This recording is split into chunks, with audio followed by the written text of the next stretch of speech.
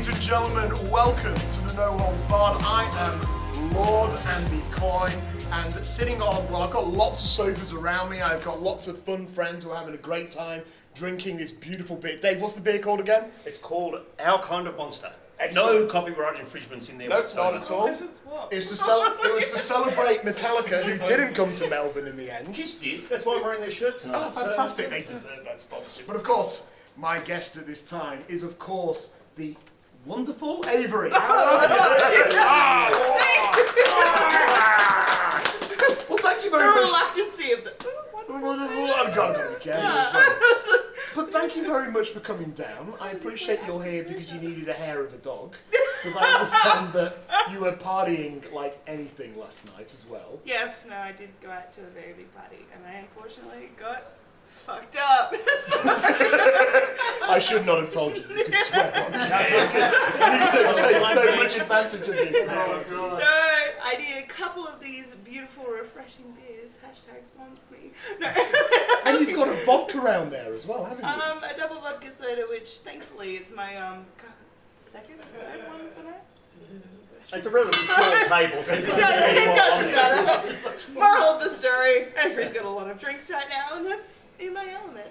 I was initially disappointed you didn't win the MCW women's title, but I think Steph Delander's a better role model at this rate. wow. We will of course talk about that. I never said I was a role model.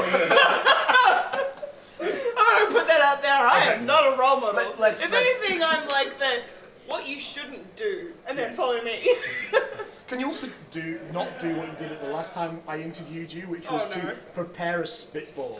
Oh fuck!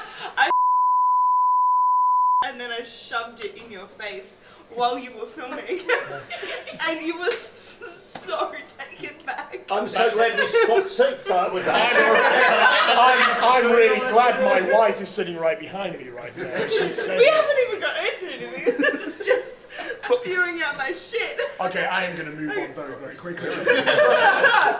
On that note, thank you for coming down. So obviously you've been doing a lot recently, and actually one of the big things is you've just come back from Japan. How was it?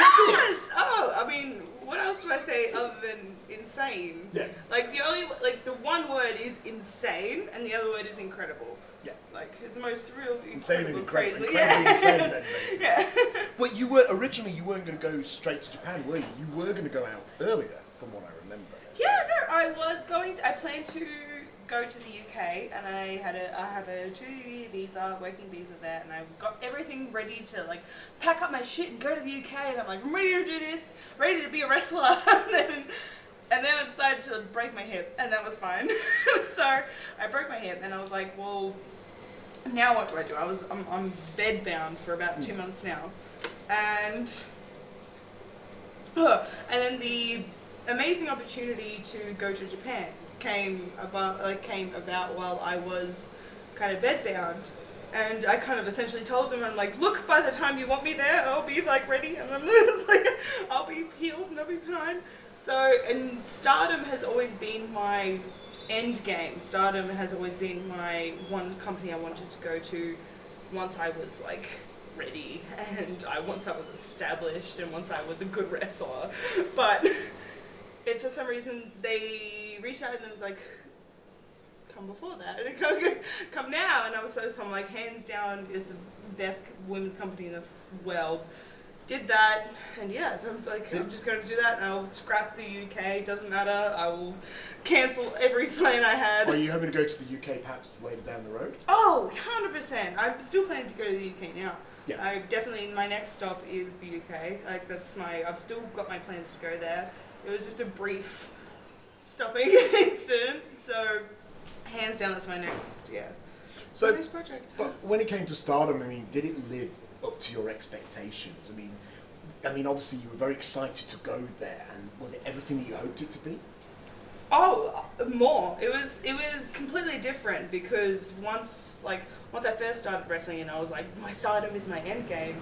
My idea of wrestling was, I'm going to say different, but the idea of Stardom was everything in my mind plus 14,000 times more. it was incredible, and like the schedule, the everyday regime. You go to the dojo, you got everything. It was just insane. It was such a surreal experience. I couldn't think it would ever be anything like that. What was it like competing against the Japanese competitors versus taking on your true blue Australians that you usually take on over here?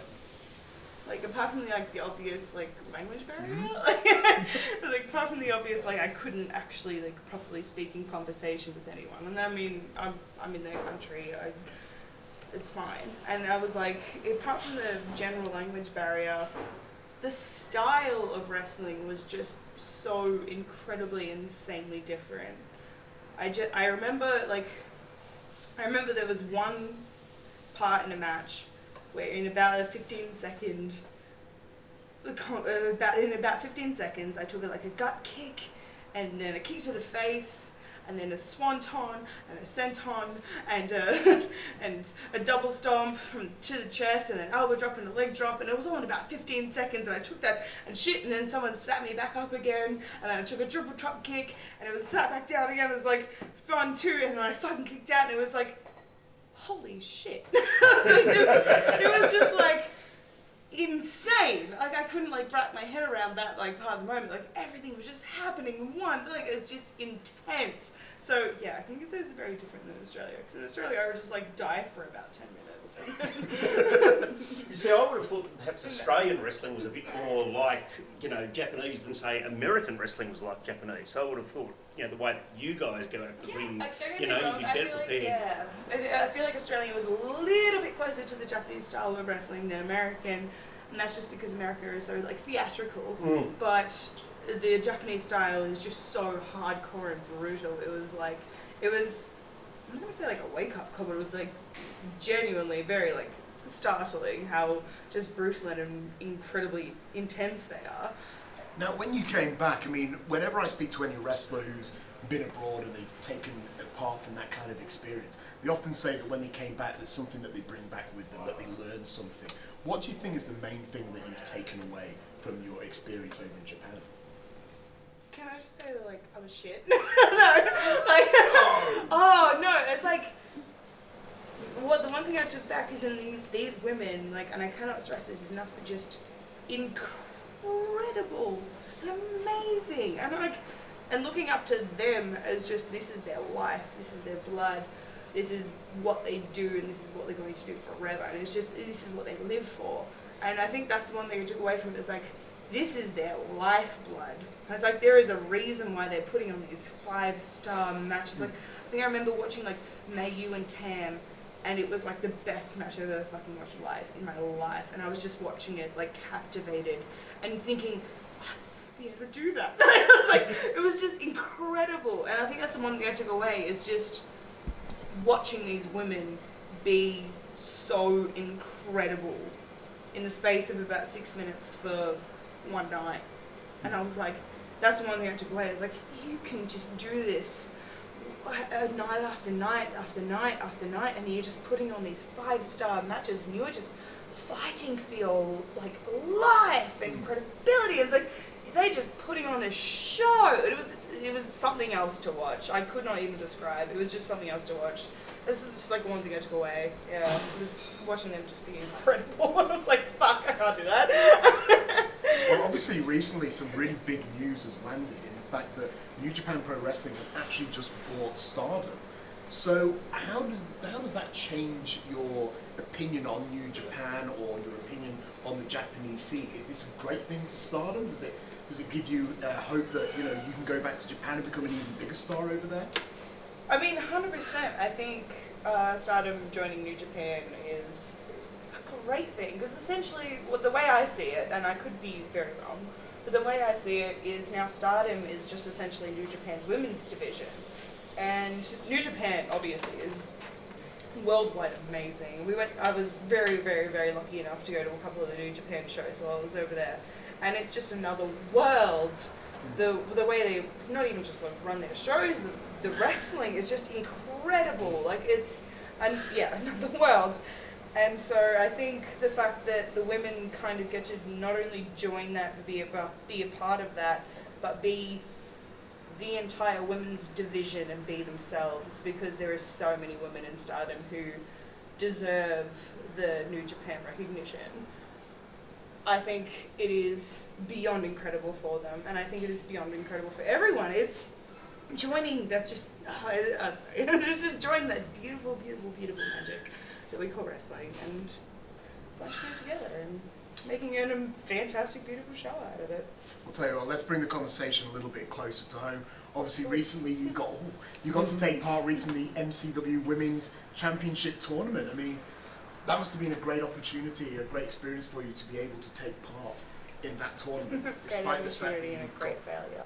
Well, I obviously was going to mention the fact that obviously you unfortunately got knocked out in the first round against Steph Delander, which was considered a bit of a shock by a lot of people.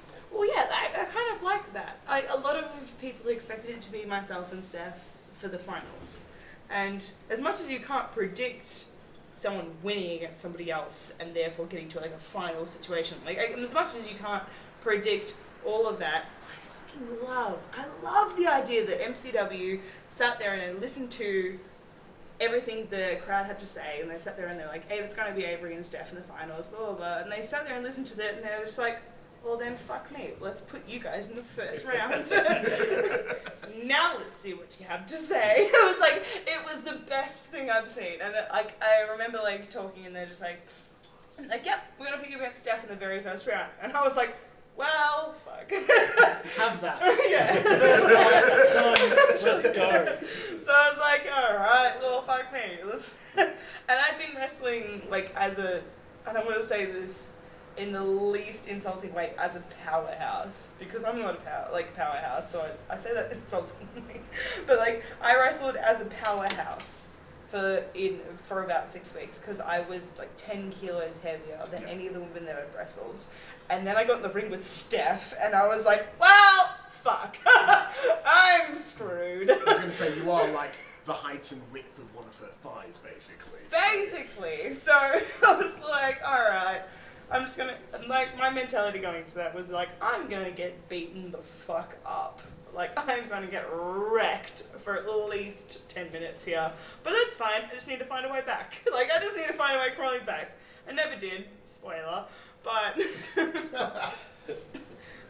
yeah, no, essentially going into that was very like terrifying, and then everything that was like going into that is like, oh my god, it's like the MCW women's title. That's never been done before, that's never been pronounced before. It was a lot of pressure going into it, but yeah. We know the outcome. When you found out that MCW were going to introduce, I know you said finally introduce an MCW Women's Championship, what was the first thought that went through your head? Well, it was... with MCW, I feel like it's been a different story from the start, because I felt like everyone appreciated the women's division. It's not like we needed a belt to prove that we needed to appreciate that women's division. So it wasn't the sheer fact of, oh my god, we're getting a belt, fuck yeah. It was kind of the fact of like, well fuck, I guess now it does prove who is the head of the division. There was no like, because before that there was definitely like, I'm the head of the women's division, no, I'm the head of the women's division, no, fuck you. Like, it was so catty, it was so bad, and then I guess now we have something to prove that, as much as I don't think we needed a big shiny belt to sit there and prove that we deserve to be there. It was very much just, well, fuck, now I have to prove it. Now I have to prove I deserve this belt, though. Now it's mine. You're not at all jealous of the big shiny belt? It's just sort of sitting next to you right there. That's bigger and shinier. Well, do you want to fight? Later on, You're right. Later on in the World Cards, you may get an opportunity to challenge for that. But before you put your greedy little eyes on that, one final question. It's a really controversial question. And then I can fight him. And then you can just suck him in the mouth. It's fine. I can take it. How do you feel that you didn't win the MCW Women's Championship, but Nick Berry over there has a Women's Championship to his name? There goes one of my questions later. I was going to say, I saw your list of questions and thought, I'm going to take it. Okay, Just to finish a drink. Oh yeah, of course. Yeah, generally. Preparing against a big skull. By the way, Nick, the camera's on you as well. You feel free to respond. And that's not the sugar glass either, so that's... As much as I want to fight Nick. Family's I fine. mean, family's fine. Put the title As on. much as I want to sit here and be like, fuck you, Nick, you could have won this battle before I did. No. As much as I want to do that, he is my brother and he is Did you the sister? most, he's my brother and he's the most amazing human. And if he wants to earn a woman's title, baby, you can do that. Oh, I'll keep it with me. Yeah. If he wants to get a woman's title, I can tell you're 5 beers in right At least. now. I'm At least. feeling the warmth here. At least. Wholesome Avery. It's my Avery. you can only tell it because I'm like nice all of a sudden. He's like, oh, she's fucked You've not up. said anything rude to me yet. This is amazing. You haven't insulted me in the last That's like- hour. You're fucked up. I like this, Avery. This is This is good. nice. Can we keep her fucked up more often? No. My other story, the fact that Nick won a woman's belt before me, go fuck yourself. But And we have our grab, so... Yeah. but I love him, so it just means he has to share. So I mean, if you want to have a shot, you're more than welcome. This transitioned very nicely to an FWA angle. just Hide the turned into logo on an your shirt. We're booked. Do you know This what? turned into a storyline. So do I finally get to have a match with you? What are you doing November 23rd? Oh! You. And on that note, I'm going to wrap this up. Ladies and gentlemen, this has been the No Horn Pod. Avery, thank you so much. You're always a don't joy choke to me. get I'm into. done. I'm going to do this before you pass out. So, anyway, thank you, and I'll see you around. Thank you.